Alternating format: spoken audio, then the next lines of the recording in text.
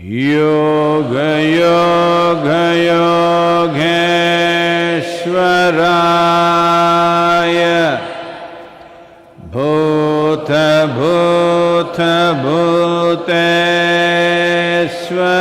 भूतभूतभूतेश्वराय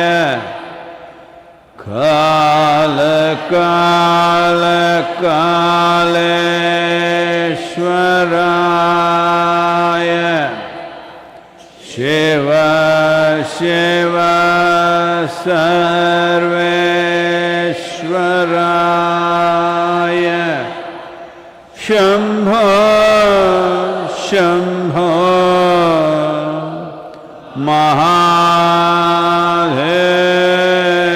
महादेवाय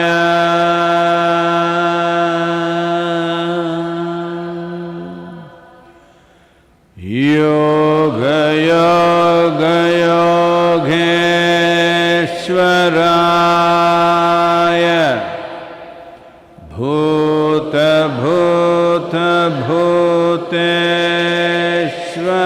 भूतभूतभूतेश्वराय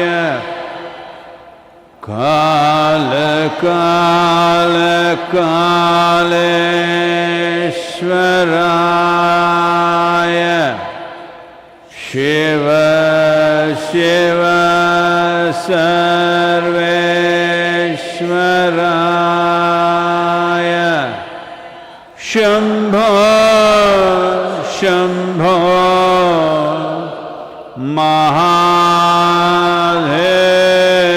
महादेवाय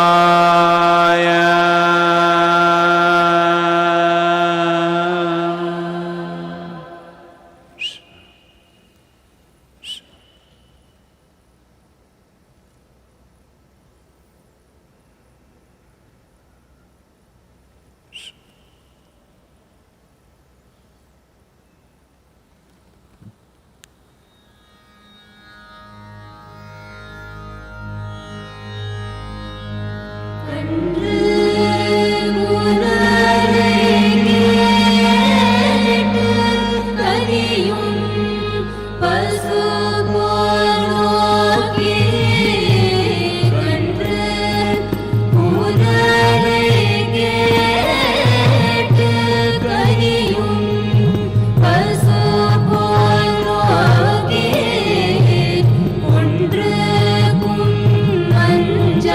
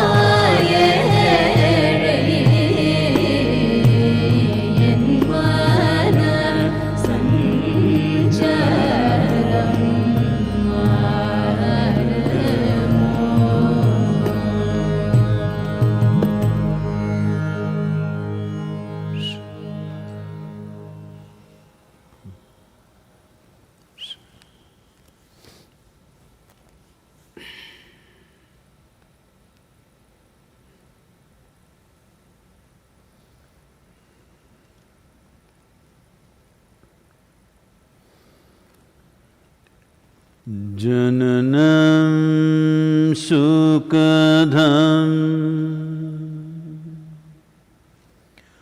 मरणं करुणं मिलनं मधुरं स्मरणं करुणं कालवशादिह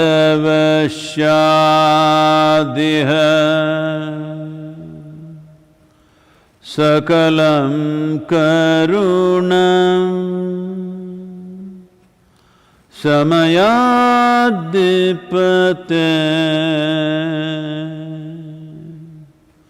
अखिलं करुणम्।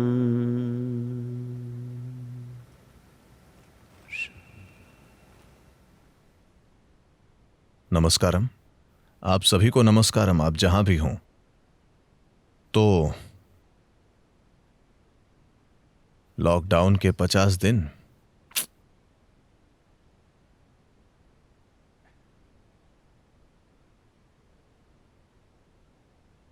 तमिलनाडु सरकार ने लॉकडाउन को महीने के अंत तक बढ़ा दिया है।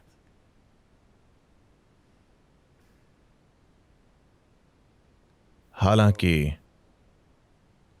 थोड़ी बहुत ढील के साथ, यानी शहरों में कुछ चीजें काम कर रही हैं।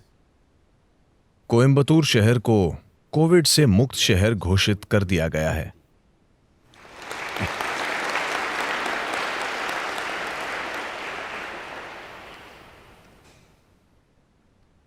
सौभाग्य से देश के 80% से ज्यादा इन्फेक्शंस, सभी कोविड इन्फेक्शंस, देश के सिर्फ 30 जिलों में सीमित हैं, जो एक बहुत बढ़िया बात है कि एक तरह से हम इसे सीमित रखने में सफल रहे हैं। और भारत में मृत्यु दर बाकी दुनिया के मुकाबले आधे से भी कम है। आमतौर पर यह करीब 6% है, यहां यह 3% से भी कम है। इसमें कई बातें शामिल हैं, लेकिन इससे ऐसी आशा जागती है कि कम से कम महीने के अंत तक काफी और ढील मिल सकती है। लेकिन ढील का मतलब यह नहीं है कि हम सोशल डिस्टेंसिंग को भूल सकते हैं। भारत में वो सारी लाइनें जिनमें लोग खड़े होते हैं, उन्हें एक छाता साथ रखना चाहिए। मेरे छाते का व्यास, आपके छाते का व्यास दोनों मिलाकर 1 मीटर से थोड़ा ज्यादा होता है। यह अच्छा तरीका है। एक छाता साथ रखना बेहतर होगा, क्योंकि इस महीने के अंत में कभी भी मॉनसून आ जाएगा। गर्मियों में एक छाता साथ रखने की आदत अच्छी होगी। और यह सोशल डिस्टेंसिंग भी है, वरना अगर आप ज्यादा करीब आते हैं तो यह आपको चुभ जाएगा।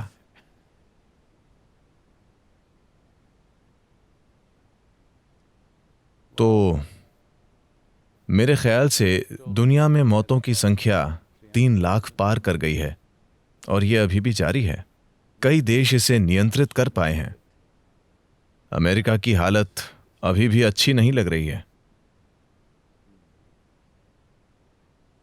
हम इस स्थिति में हैं, तो इस बात के कई पहलू हैं कि हमें अपने जीवन को इसके मुताबिक किस तरह व्यवस्थित करना होगा।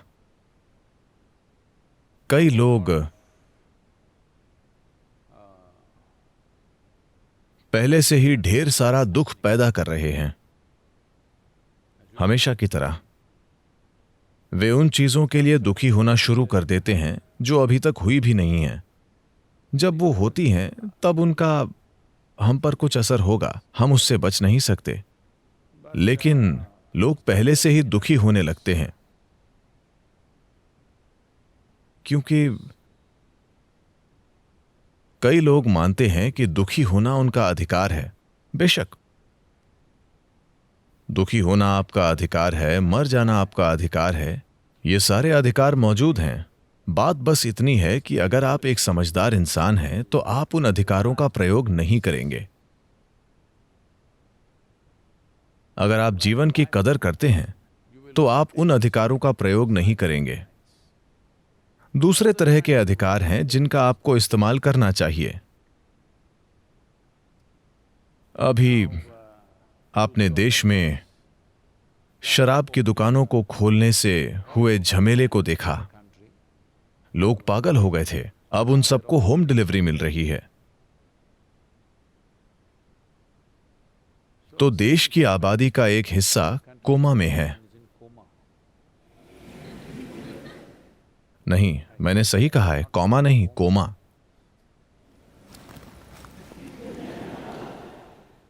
घरेलू हिंसा कम हुई है, लेकिन जब वे जागते हैं और अगली ड्रिंक नहीं मिलती, तब घरेलू हिंसा फिर से बढ़ जाएगी।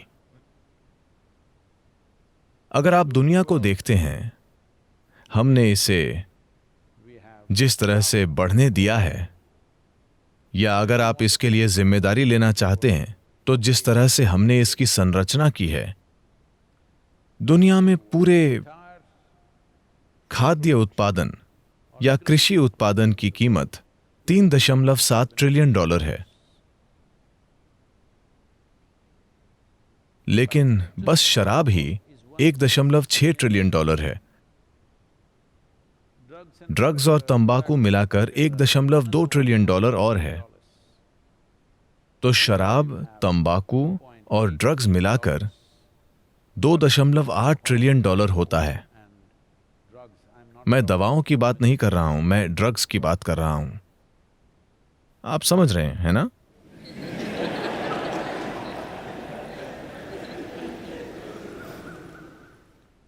क्योंकि उनमें से कुछ सोच रहे हैं कि यह कोडोपिरिन या ऐसा कुछ है।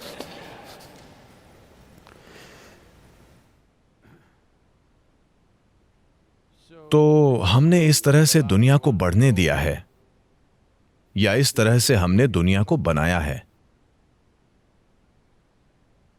और भी कई इससे कहीं ज्यादा डरावने आंकड़े हैं। मैं आपकी शाम खराब नहीं करना चाहता, तो हम उसे छोड़ देंगे, लेकिन यह काफी है। $2.8 ट्रिलियन की शराब, तंबाकू और भ्रम पैदा करने वाली ड्रग्स, और $3.7 ट्रिलियन का भोजन।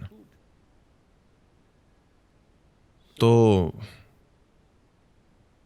हम जितना खा रहे हैं, मेरे ख्याल से कुछ समय में यह भोजन से आगे निकल जाएगा। यह ऐसा ही लगता है। तो अब लोगों की चिंता है, कोविड के बाद मैं क्या करूंगा, लॉकडाउन के बाद मैं क्या करूंगा, क्या मेरे पास नौकरी रहेगी, क्या मेरा बिजनेस रहेगा, क्या मैं ये करूंगा, वो करूंगा। हाँ, ये एक आर्थिक चिंता है, लेकिन इंसान होने के नाते हम रास्ता खोज लेंगे। क्या यह आसान होगा? नहीं। क्या यह बहुत मुश्किल होगा? नहीं। अरे सदगुरु, आप तो दो उल्टी बातें बोल रहे हैं।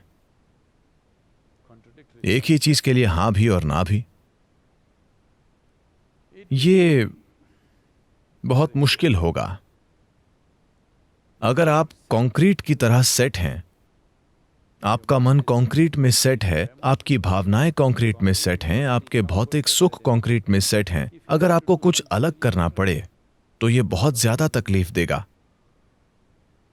अगर आप लचीले हैं तो यह बहुत अलग होगा, लेकिन जरूरी नहीं कि यह बहुत मुश्किल हो। योग में मेरे ख्याल से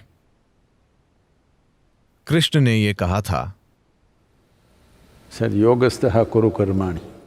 पहले खुद को योग में स्थापित करो और फिर कर्म करो। अगर आपने ये एक चीज की होती तो काम हम कैसे करेंगे, जैसी परिस्थिति की मांग होगी। लेकिन मेरे होने का तरीका इससे तय नहीं होता कि मैं क्या करता हूं, तो क्या फर्क पड़ता है। जिसकी जरूरत होगी मैं वो करूंगा।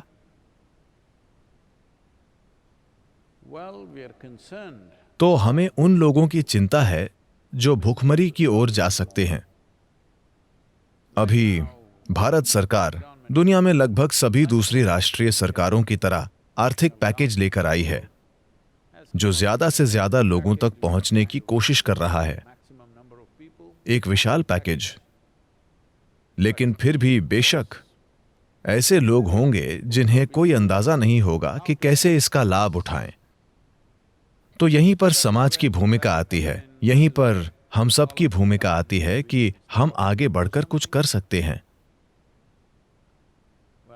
हमारे शानदार वॉलंटियर्स यहां ग्रामीण तमिलनाडु में जबरदस्त काम कर रहे हैं।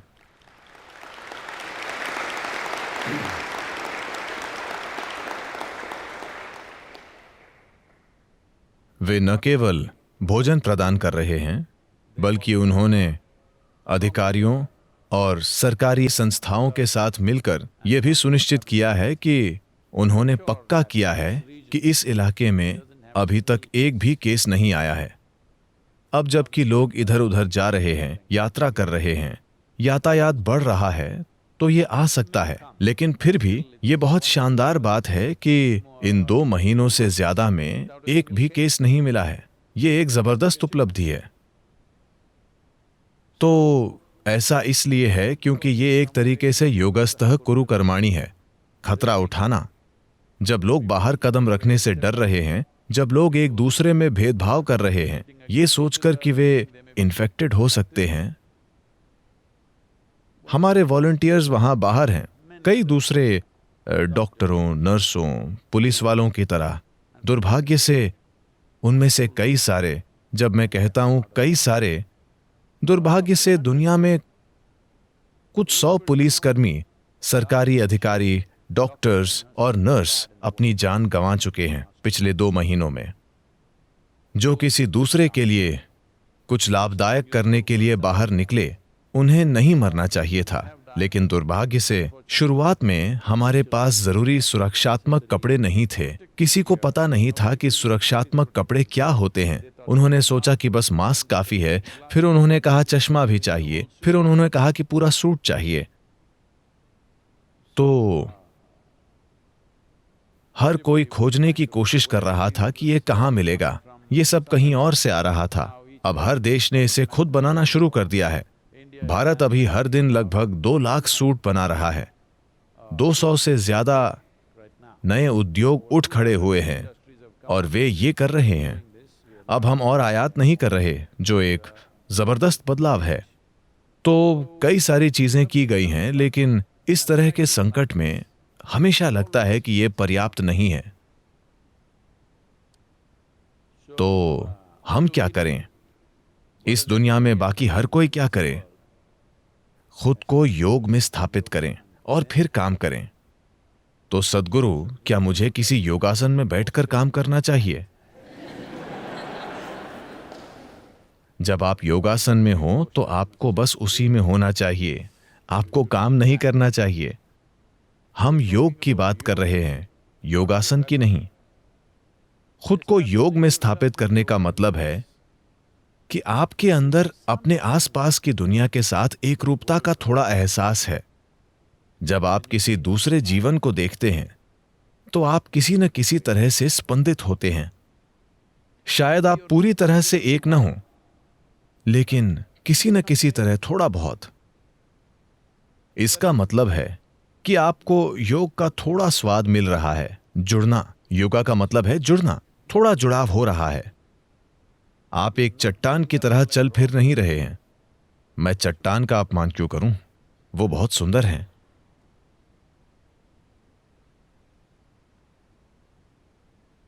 तो आप जिसे मैं मानते हैं उसकी सीमाओं में थोड़ी सी दरार आ गई है। फिर अपने खुद के छोटे से तरीके से आप एक थोड़े से योगी हैं। अब जब आप इस तरह हैं, अब आप काम कीजिए। आप कैसे काम करेंगे? आप काम उसी तरह से करेंगे जैसा कि उस पल में जरूरी होगा। अभी हर कोई पूछ रहा है कि कोविड के बाद क्या करना है। बात यह है कि हम नहीं जानते कि कोविड के बाद का समय कब आएगा।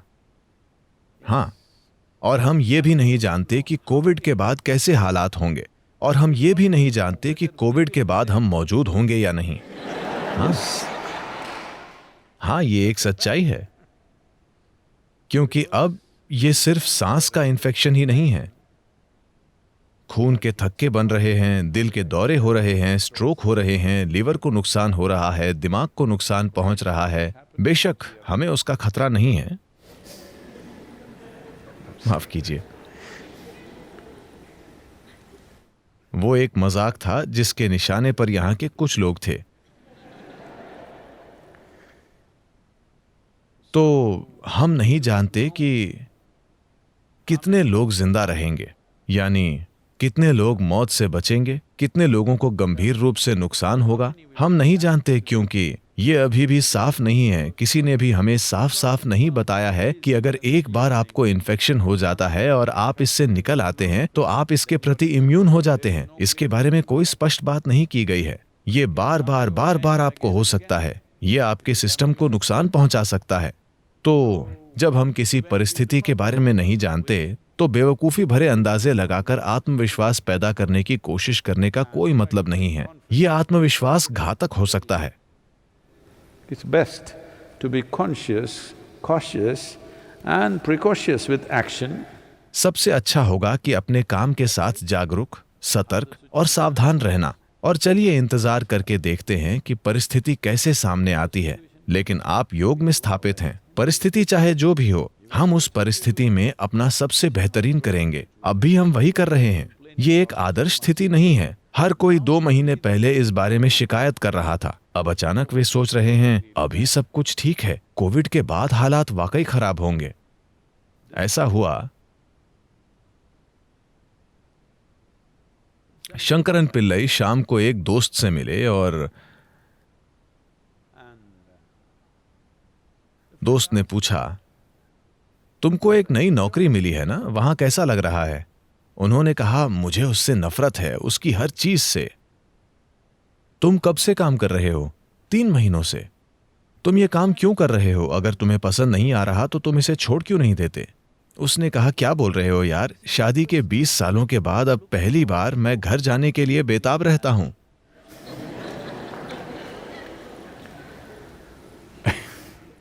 अभी कई सारे लोग काम पर जाने के लिए बेताब हैं। लॉकडाउन, वे अपने घरों से बाहर नहीं निकले हैं। वे अब काम पर जाने के लिए बेताब हैं, जो उन्होंने जीवन भर कभी नहीं किया। तो इस तरह से कई चीजें बदल रही हैं। हमें नहीं पता कि परिस्थिति क्या है। तो सबसे अच्छी चीज यह है कि खुद को बढ़िया रखें। मैंने कहा था 10%, लेकिन अब तमिलनाडु में लॉकडाउन बढ़ गया है। शायद कई दूसरे राज्य भी ऐसा करेंगे। कुछ दूसरे देश पहले से ही इसे महीने के अंत तक बढ़ा चुके हैं। तो हमें 10% और सुधार करना चाहिए। शारीरिक रूप से, मानसिक रूप से, भावनात्मक रूप से, ऊर्जा में और हमारी क्षमता में 10% और सुधार। क्योंकि आप जो कीमत चुका रहे हैं, मैं उदाहरण के लिए कह रहा हूं, हम चारों में सुधार ला सकते हैं। लेकिन आप एक सरल सी चीज के लिए जो कीमत चुका रहे हैं, जैसे आपके पास हर चीज के बारे में भावनाएं हैं, कोई कुछ कहता है तो आप यूं बन जाएंगे, कोई कुछ ऐसा काम करता है जो आपको पसंद नहीं है तो आप वैसे बन जाएंगे। अब जब आप ऐसे होते हैं तो आप नहीं जानते कि अपने जीवन के स्तर पर आप क्या कीमत चुका रहे हैं। यह आपके अस्तित्व की संभावना को ही दूर कर रहा है। अगर हम इस बात पर ध्यान दें कि क्या नतीजा हो रहा है, आपका अपनी विचार प्रक्रिया पर कोई नियंत्रण न होने का, आपका अपनी ऊर्जा प्रणाली और अपने शरीर पर कोई नियंत्रण न होने का, शारीरिक, मानसिक, भावनात्मक मजबूरियां ज्यादातर लोगों के लिए इंसान होने की संभावना को ही पूरी तरह से छीन रही हैं। वे अभी भी खुद को विकास के क्रम में पीछे ले जा रहे हैं। वे प्रवृत्तियों और मजबूरियों के अनुसार काम कर रहे हैं। मैं कह रहा हूं कि अगर आप 10% सुधार लाते हैं तो आपको अपने अनुभव में ऐसा लगेगा जैसे आपका आत्मज्ञान हो गया है। शायद दूसरे लोगों को अभी ऐसा नहीं दिखेगा, लेकिन आप अचानक महसूस करेंगे, वाह। हां, तो आप सभी को 10% सुधार और करना चाहिए, क्योंकि 15 दिन और हैं। यह काफी समय है। मैं इसे कैसे करूं, मैं इसे कैसे करूं? आपके विचारों और भावनाओं के पैटर्न को बदलने के लिए सिर्फ ऑनलाइन कार्यक्रम ही काफी है। Inner engineering online. अरे आप एक बैनर हैं। क्या ये ऑनलाइन है या सिर्फ इनर इंजीनियरिंग? आपको ऑनलाइन जोड़ना चाहिए। इसे एक पेन से लिख लीजिए, ठीक है? बस ऑनलाइन कार्यक्रम, अगर आप इसके सार को आत्मसात कर लेते हैं, जो कि बहुत सरल है, कोई भी मूर्ख इसे समझ सकता है। इसे उस तरह की भाषा में बताया और प्रस्तुत किया गया है। अगर आपको ऑनलाइन कार्यक्रम का 10% भी समझ आ गया तो आपके संतुलन और दूसरी चीजों में 10% सुधार हो जाएगा। यह इतना आसान है। तो यह मत सोचिए कि आप एक बहुत पेचीदा समस्या हैं। नहीं सद्गुरु, मैं एक हार्ड नट हूं। मुझे खुशी है कि आप जो कह रहे हैं उसका एक हिस्सा सच है।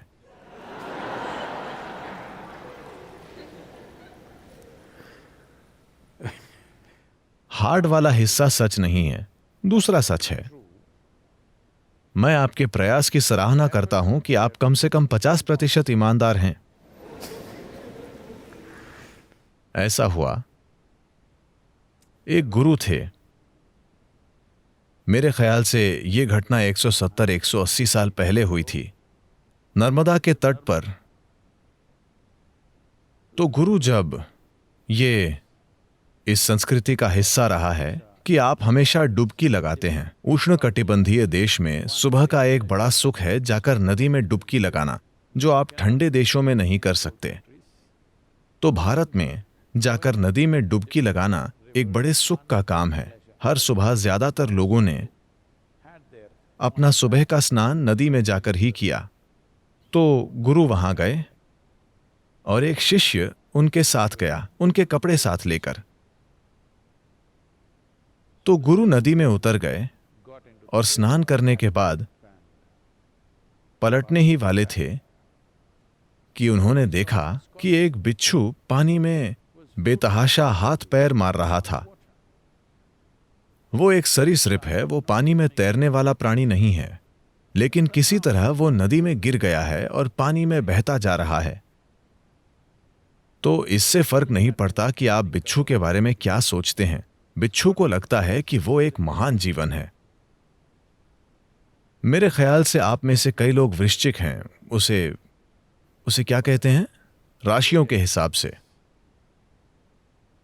तो शायद दूसरे लोगों को लगता है कि आप एक विषैली बकवास हैं, लेकिन आपको पता है कि आप बहुत अच्छे हैं। तो बिच्छू को निश्चित रूप से लगता है कि वो महान है। देखिए वो कैसे चलता है। जाहिर है कि उसे लगता है कि वो बड़ा हैंडसम और शानदार है। क्या आपने बिच्छू देखा है? उनका विष, वैसे मैं उस पहलू में नहीं जाऊंगा। तो स्वाभाविक रूप से गुरु ने अपने हाथ आगे करके बिच्छू को उठा लिया। भारतीय बिच्छू, काले वाले, इतने लंबे होते हैं। अगर आप पूंछ को सीधा करते हैं तो वो इतने लंबे होंगे। और उनका उनका विष बहुत शक्तिशाली होता है। तो उन्होंने उसे अपने दोनों हाथों से उठा लिया। शिष्य ने यह देखा और कहा, उसे छोड़ दीजिए, वो विषैला है, वो आपको डंक मार देगा। गुरु उसे अपने हाथों में रखकर बाहर लाते रहे और बिच्छू ने उन्हें एक बार डंक मार दिया, लेकिन वो उसे बाहर लाते रहे। अब शिष्य जोर जोर से चिल्लाने लगा, मैंने आपसे कहा था कि वो डंक मार देगा, वो विषैला है, आप क्या कर रहे हैं? गुरु जब तक चलकर नदी के तट पर पहुंचे, बिच्छू ने उन्हें 3 बार डंक मार दिया। बिच्छू का डंक बहुत दर्दनाक हो सकता है। किसी दिन आपको अनुभव करना चाहिए। नहीं, मैं सिर्फ अपना जीवन आपके साथ साझा करने की कोशिश कर रहा हूं। मुझे कई तरह के प्राणियों का डंक लग चुका है। मैंने सोचा कि आपको भी अनुभव करना चाहिए। तो फिर उन्होंने तट पर आकर उसे छोड़ दिया और वो दौड़कर भाग गया। वो बाहर निकलकर बहुत खुश था, क्योंकि नदी में बहते बिच्छू को यह भी पता नहीं चलता कि तट कहां है। उसके पास कोई साधन नहीं है। तो शिष्य ने कहा, आपने ऐसा क्यों किया? मैंने आपसे कहा था कि वो डंक मारेगा, उसने 3 बार आपको डंक मारा। ये विषैला डंक है, ये हो सकता है, वो हो सकता है। तो गुरु ने कहा, थोड़े ठंडे हो जाओ। बिच्छू वो कर रहा है जो उसे करना आता है। मैं वो कर रहा हूं जो मुझे करना आता है।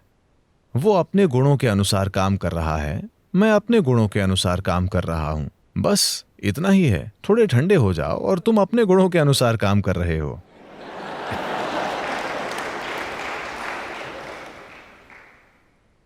बिच्छू के पास कोई मौका नहीं है कि वो इस जीवन में विकसित होकर एक तोता बन जाए या एक चील या एक इंसान। उसके पास ऐसा कोई मौका नहीं है, तो वो जाकर अपनी ही चीजें करता रहेगा।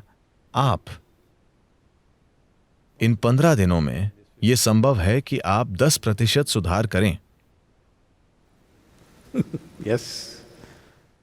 तो आपको बस इतना करना है। ये एक बहुत अच्छा मौका है। लेकिन सद्गुरु, मेरा बिजनेस, मेरी नौकरी, वो सब आएगा। जब वो आएगा तब हम देखेंगे। हमें नहीं पता कि हमारे पास नौकरी होगी या हमें भी जाकर कहीं बैठना होगा। कोई दूसरी संस्था आएगी और हमें खाना देगी। हां, मैं आपको बता रहा हूं, हम हजारों लोगों को खाना परोस रहे हैं।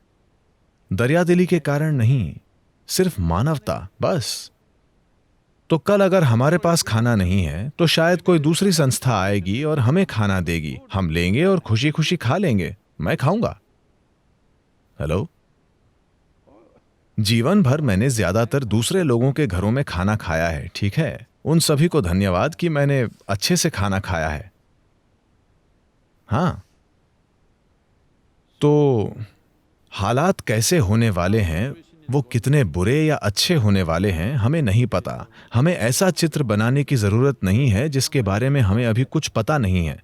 लेकिन महत्वपूर्ण बात यह है कि हम अपनी ऐसी तैयारी रखें कि चाहे वो चित्र जैसा भी हो, आप उस चित्र का एक अच्छा हिस्सा होंगे। उतना हम कर सकते हैं। हम उतना कर सकते हैं और आप सिर्फ उतना ही कर सकते हैं। आपको यह पता होना चाहिए। इस पीढ़ी के लोगों ने अपना जीवन बहुत ज्यादा आराम में बिताया है। उन्हें पता ही नहीं कि यह क्या है। दुर्भाग्य से कुछ देशों में वे भयंकर हालातों से होकर गुजर रहे हैं, लेकिन मोटे तौर पर दुनिया के ज्यादातर हिस्से ने बहुत ज्यादा आराम में जीवन बिताया है। अगर आप मान लीजिए कि हम आपके सारे फोन ले लेते हैं, सेल फोन्स, और हम कुछ काले वाले फोन लगा देंगे, कई सारे योग केंद्र में हर जगह। आपको वहां खड़े होकर टुटर टुटर टुटर करना होगा, हर बार 10 डिजिट वाला नंबर। आप झल्ला जाएंगे क्योंकि आपकी आदत है, ठीक है? लेकिन हम सभी वैसे ही रहते थे। सिर्फ अभी हमारे पास ये वाले फोन हैं। मैं दिन में 50-100 फोन लगाया करता था। क्वार्टर को मेरी उंगली में दर्द हो जाता था। सिर्फ यही उंगली उसके अंदर जाती है, छोटी उंगली उसे घुमाने के लिए कमजोर है। ये दोनों काले वाले फोन के डायल के अंदर नहीं जाती। जब तक मैं 60, 70, 80 लोगों को फोन लगाता था, मेरी उंगली में भी दर्द हो जाता था। मैं कह रहा हूं कि जैसे जैसे टेक्नोलॉजी और आराम आ रहे हैं, इंसान बहुत ज्यादा, क्या कहें, उनमें एक तरह का अधिकार का भाव आ गया है जो विनाशकारी है। तो वायरस, शायद उसका यह इरादा न हो, लेकिन हम वायरस को अपना गुरु मान सकते हैं। मैंने आपसे कहा था आपको हर चीज में सद्गुरु को देखना चाहिए। हां, क्योंकि अगर आप इससे सीखते नहीं हैं, तो आप कब सीखेंगे? वायरस का आपको कुछ भी सिखाने का कोई इरादा नहीं है, वो बस जीना चाहता है, लेकिन दुर्भाग्य से आप बड़ी जल्दी मर जाते हैं। लेकिन भारतीय नहीं, वे वायरस के लिए अच्छा घर मुहैया करा रहे हैं। तो ये एक मौका है कि हम सभी कोशिश करें। बस दुनिया की कल्पना कीजिए, अगर अगले 15 दिनों में इस धरती का हर इंसान 10% बेहतर हो जाए, दुनिया कितनी सुंदर होगी। कितनी सारी समस्याएं चली गईं, 10% चली गईं, यानी बाकी की आप कुछ समय के लिए रखिए। क्या करें? तो इसे एक यथार्थवादी तरीके से संभालना होगा, किसी झक भरे तरीके से नहीं। शंकरन पिल्लई भारतीय सेना में शामिल हो गए।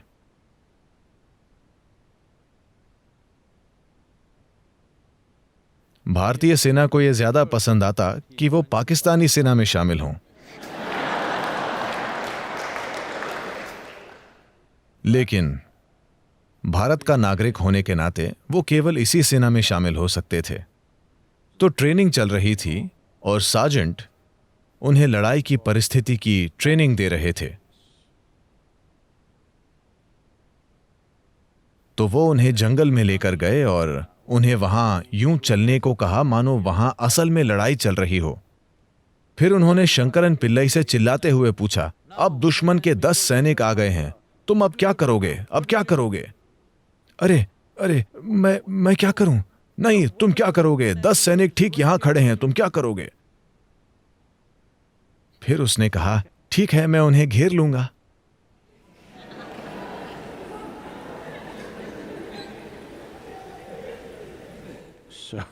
तो आपको अभी पता नहीं है कि हम जिन हालातों में जाने वाले हैं उनकी प्रकृति क्या होगी। या तो आप लोगों को लगता है कि उन्हें या तो सकारात्मक बातें करनी चाहिए या नकारात्मक बातें। कुछ लोग एक बहुत ही बुरा दृश्य बनाते हैं कि वायरस के बाद क्या होगा। दूसरे लोग एक गुलाबी चित्र बनाना चाहते हैं और कहते हैं सब ठीक रहेगा, ऐसा होगा। असलियत यह है कि हमें कुछ भी नहीं पता है, हम बस इंतजार करेंगे। हेलो, हमें सिर्फ इंतजार करना होगा। हम सिर्फ एक ही चीज कर सकते हैं और वो है खुद को एक बेहतर सैनिक बनाना। हमें नहीं पता कि 10 दुश्मन आएंगे या 2 आएंगे या एक भी नहीं आएगा, हमें अभी तक नहीं पता है।